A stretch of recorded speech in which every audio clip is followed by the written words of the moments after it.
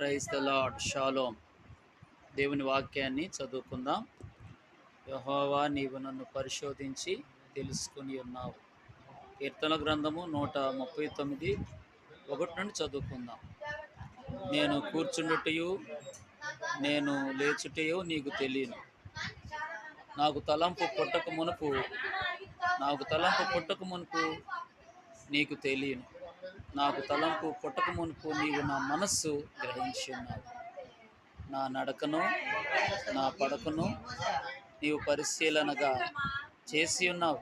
నా చర్యలన్నిటినీ నీవు బాగుగా తెలుసుకుని ఉన్నావు.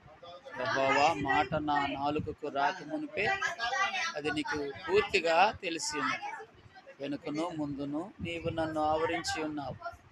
నీ చేయి నా మీద ఉంచి ఉన్నావు. ఇట్టి తెలివి నాకు మించినది. అది అగోచరము, అది నాకు అందదు. నీ యొద్ద నుండి నేను ఎక్కడికి పారిపోదును? నీ సన్నిధి నుండి నేను ఎక్కడికి పారిపోదును? నేను ఆకాశమునకు ఎక్కినను, నీవు అక్కడను ఉన్నావు. నేను పాతాళమందు పండుకునేను, నీవు అక్కడ ఉన్నావు. నేను వేకువ రెక్కలు కట్టుకుని సముద్ర దిగంతములలో నివసించినను, అక్కడను నీ చేయి నన్ను నడిపించను. నీ కుడి చేయి నన్ను పట్టుకుని. అంధకారము నన్ను మరుగు చేయును, నాకు కలుగు వెలుగు రాత్రి వలె ఉండును అని నేను అనుకున్నాను. ఎడల చీకటైనను నీకు చీకటి కాకపోవు. రాత్రి పగటి వలె నీకు వెలుగుగా ఉండు. చీకటియు వెలుగును నీకు ఏకరీతిగా ఉన్నది. నా అంతరంద్రియములను నీవే కలుగు చేసి నా తల్లి గర్భమందు